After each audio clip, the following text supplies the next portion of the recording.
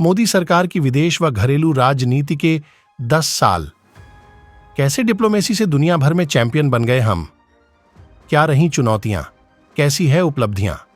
जानेंगे हम अपनी आगे की वीडियो में। दोस्तों, हमारी पूरी वीडियो जरूर देखिए। मई 2014 में प्रधानमंत्री नरेंद्र मोदी को नई दिल्ली में एनडीए सरकार के प्रमुख के रूप में कार्यभार संभाले अब 10 साल पूरे होने वाले हैं और अब भारत फिर से चुनावी मोड़ में आ चुका है। जब प्रधानमंत्री मोदी ने सत्ता संभाला था, उस वक्त यह माना गया था कि विदेश नीति के मामले में मोदी सरकार थोड़ी कमजोर रह सकती है, क्योंकि उनके पास कोई ऐसा नेता नहीं था जो इस बागडोर को संभाल सके। जो नेता था, उनके पास या तो काफी कम तजुर्बा था या वो विदेश मंत्रालय संभालने के काबिल नहीं थे।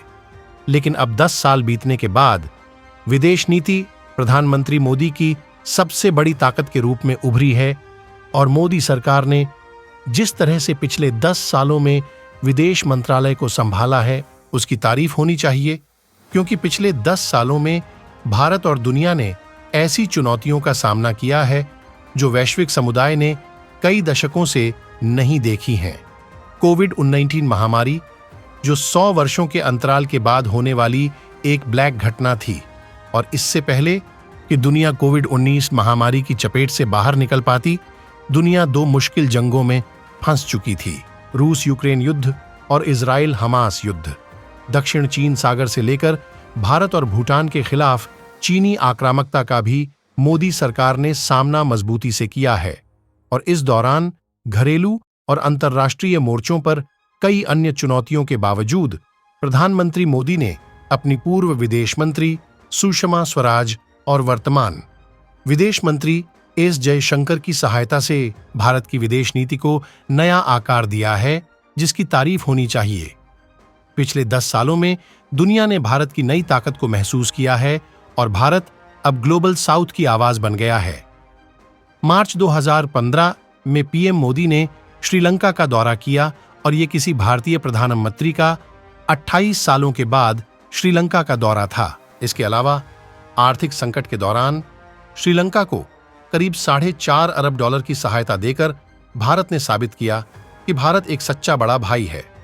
मिडिल ईस्ट में सऊदी अरब, संयुक्त अरब अमीरात, बहरीन, मिस्र और फिलिस्तीन में ऐतिहासिक सफलता प्रधानमंत्री मोदी की विदेश नीति की सबसे महत्वपूर्ण सफलताओं में से एक थी।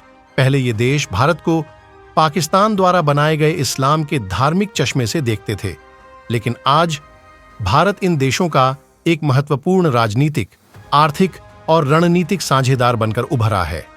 यह इस तथ्य से स्पष्ट है कि सऊदी अरब, संयुक्त अरब अमीरात, बहरीन, मिस्र और फिलिस्तीन सहित इनमें से कई देशों ने प्रधानमंत्री मोदी को अपने सर्वोच्च राष्ट्रीय पुरस्कारों से नवाज चुके हैं। यूएई ने पाकिस्तान की आपत्तियों को दरकिनार करते हुए 2019 में ओआईसी, इस्लामिक देशों के संगठन के विदेश मंत्रियों को संबोधित करने के लिए तत्कालीन विदेश मंत्री सुषमा स्वराज को आमंत्रित किया था। इसके अलावा पश्चिम एशियाई देशों में से किसी ने भी जब भारत ने अनुच्छेद 370 और 35A को निरस्त किया, तो भारत के खिलाफ रुख नहीं अपनाया। इसके विपरीत संयुक्त अरब अमीरात ने जम्मू और कश्मीर में $5 अरब का निवेश करने की प्रतिबद्धता जताई थी। एक्ट ईस्ट पॉलिसी, भारत की एक्ट ईस्ट नीति आसियान देशों के साथ साथ जापान, ऑस्ट्रेलिया, प्रशांत द्वीप राष्ट्रों और अन्य देशों के साथ आर्थिक, राजनीतिक, रणनीतिक, कनेक्टिविटी और सांस्कृतिक क्षेत्रों में अपने संबंधों का विस्तार और विविधता लाने में महत्वपूर्ण रूप से सफल रही है। भारत अमेरिका संबंध। पिछले 10 सालों में भारत और अमेरिका के बीच विश्वास और आत्मविश्वास में बेहतरीन वृद्धि और मजबूती देखी गई है। प्रधानमंत्री मोदी ने 3 अमेरिकी राष्ट्रपतियों बराक ओबामा, डोनाल्ड ट्रंप और जो बाइडेन के साथ काम किया है, और इन सभी राष्ट्रपतियों के कार्यकाल में संबंधों में सुधार जारी रहा है। भारत और अमेरिका के बीच के संबंध आज की तारीख में राजनीतिक, रणनीतिक, आर्थिक, वाणिज्यिक और प्रौद्योगिकी क्षेत्रों में भारत के लिए सबसे परिणामी वैश्विक संबंध बनकर उभरा है। दोनों देश महत्वपूर्ण और उभरती प्रौद्योगिकियों, नवीकरणीय ऊर्जा, कनेक्टिविटी, शिक्षा, स्वास्थ्य, कृषि, हरित हाइड्रोजन, रक्षा, सेमीकंडक्टर चिप्स और कई अन्य सहित 60 संवाद प्लेटफॉर्मों में एक साथ काम कर रहे हैं। प्रधानमंत्री मोदी को जून 2023 में राष्ट्रपति बाइडेन के आमंत्रण पर अमेरिका की राजकीय यात्रा की और दूसरी बार अमेरिकी कांग्रेस को संबोधित करने वाले चुनिंदा वैश्विक नेताओं में शामिल हो गए। इस दौरान क्वाड भी लगातार मजबूती से आगे बढ़ रहा है।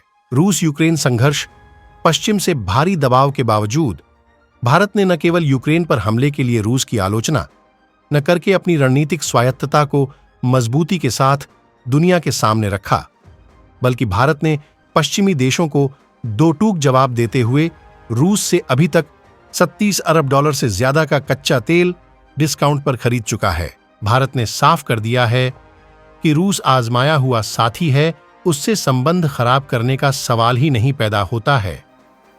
G20 की अध्यक्षता।